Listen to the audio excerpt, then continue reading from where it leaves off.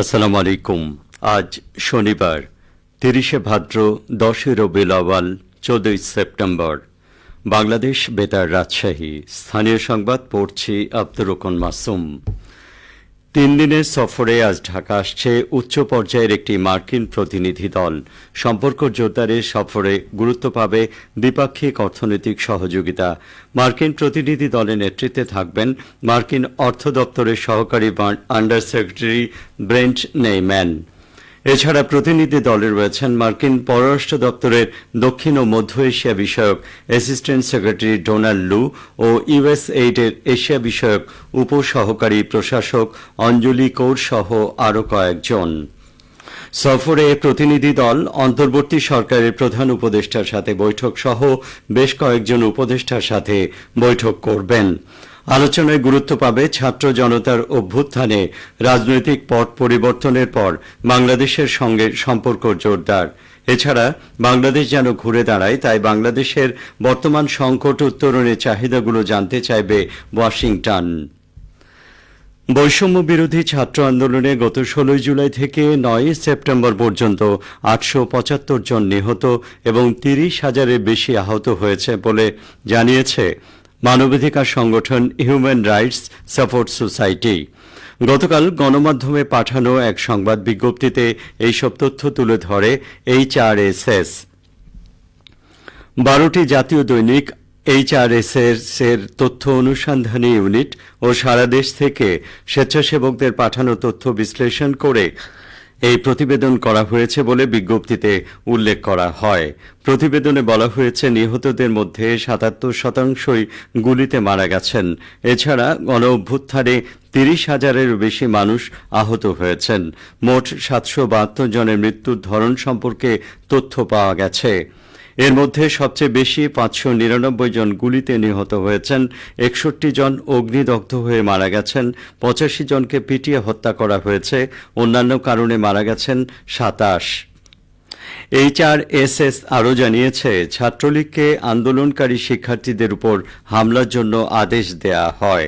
পুলিশের পাশাপাশি RAB, answer সোয়াট, BGB ও সেনাবাহিনী মোতায়েন করা হয়।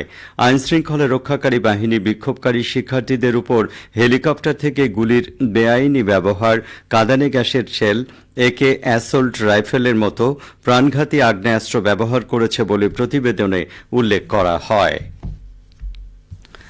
রাজশাহী মহানগরীতে সড়কে শৃঙ্খলা আনতে অটোরিকশা চলাচলের নির্দেশনা দিয়েছে RMPর ট্রাফিক বিভাগ। এতে বলা হয়েছে আগামী ১৬ সেপ্টেম্বর থেকে আগের মতো পালাক্রমে সকালে লাল রং এবং বিকেলে সবুজ রঙের ইজি বাইক চলাচল করবে। প্রতি মাসের প্রথম ১৫ দিন অর্থাৎ ১ তারিখ থেকে ১৫ তারিখ পর্যন্ত সবুজ রঙের ইজি বাইক সকাল ৬টা থেকে দুপুর ২টা পর্যন্ত এবং দুপুর ২টা থেকে রাত ১০টা পর্যন্ত লাল রঙের ইজি বাইক চলবে। আর মাসের ১৬ তারিখ থেকে পরবর্তী দিনগুলোতে লাল রঙের ইজি বাইক সকালে চলবে ও বিকেলে চলবে সবুজ রঙের ইজি বাইক। এছাড়া সিটি কর্পোরেশনের রেজিস্ট্রেশন ছাড়া ইজি বাইক বা অটোরিকশা রাজশাহী মহানগরীতে চলাচল করতে পারবে না। ইজি বাইক অটোরিকশা চালক মালিকদের এই নির্দেশনা মেনে চলার জন্য অনুরোধ করা হয়েছে। অন্যথায় আইনানুগ ব্যবস্থা গ্রহণ করা হবে বলেও RMP ট্রাফিক বিভাগ থেকে জানানো হয়েছে। চাঁপাইনবাবগঞ্জে ডেঙ্গু পরিস্থিতি মোকাবেলায় জনসচেতনতা সৃষ্টির লক্ষ্যে প্রচারপত্র বিলি করার উদ্যোগ নেওয়া হয়েছে। চাঁপাইনবাবগঞ্জের সিভিল সার্জন ডা SM মাহমুদুর রশিদ জানান, চাঁপাইনবাবগঞ্জে এখন পর্যন্ত কোনো ডেঙ্গু রোগী শনাক্ত হয়নি। তবে ডেঙ্গু পরিস্থিতি মোকাবেলায় স্বাস্থ্য বিভাগ সব ধরনের প্রস্তুতি গ্রহণ করেছে। পরিস্থিতি মোকাবেলায় ২৫০ শয্যা বিশিষ্ট জেলা হাসপাতাল সহ উপজেলা স্বাস্থ্য কমপ্লেক্সগুলোয় ডেঙ্গু বেড, প্রয়োজনীয় চিকিৎসক ও নার্সদের প্রস্তুত রাখা হয়েছে। এছাড়া স্বাস্থ্য শিক্ষা ব্যুরো থেকে সচেতনতামূলক প্রচারপত্র বিলির উদ্যোগ নেওয়া হয়েছে। ইতোমধ্যে স্বাস্থ্যকর্মীদের মাধ্যমে সেগুলো বিতরণ করা হচ্ছে। সিভিল সার্জন আরও জানান, আশপাশ পরিষ্কার পরিচ্ছন্ন রাখা, ঘুমানোর সময় মশারি টানিয়ে ঘুমানো, ডাবের খোসা বা টবে পানি জমতে না দেয়া সহ কয়েকটি উদ্যোগ নেওয়া হয়েছে। নাটোরে যথাযোগ্য মর্যাদায় ঈদে মিলাদুন্নবী পালন করা হবে। দিবসটি উপলক্ষে আগামী সোমবার জেলা প্রশাসন আলোচনা সভার আয়োজন করেছে। জেলা প্রশাসকের সম্মেলন কক্ষে আলোচনা সভা অনুষ্ঠিত হবে। দিবসটি উপলক্ষে বাংলাদেশ শিশু একাডেমি শিক্ষার্থীদের জন্য রচনা ও হামনাত প্রতিযোগিতার আয়োজন করেছে। তৃতীয় থেকে ষষ্ঠ শ্রেণী পর্যন্ত শিক্ষার্থীদের জন্য 500 শব্দে রচনার বিষয়বস্তু ঈদে মিলাদুন্নবী সাল্লাল্লাহু আলাইহি ইসলামের গুরুত্ব ও তাৎপর্য। সপ্তম থেকে দশম শ্রেণী পর্যন্ত শিক্ষার্থীদের জন্য রচনার বিষয়বস্তু হযরত মুহাম্মদ সাল্লাল্লাহু আলাইহি ইসলামের জীবন আদর্শ এবং মানবজাতির উপর গুরুত্ব। আগামীকাল বিকেল 4টার মধ্যে লিখিত রচনা শিশু একাডেমি কার্যালয়ে জমা দিতে হবে। সোমবার সকালে শিশু একাডেমি কার্যালয়ে হামনাত প্রতিযোগিতা শেষে আলোচনা, পুরস্কার এবং দোয়া মাহফিল অনুষ্ঠিত হবে। সবশেষে আবহাওয়া।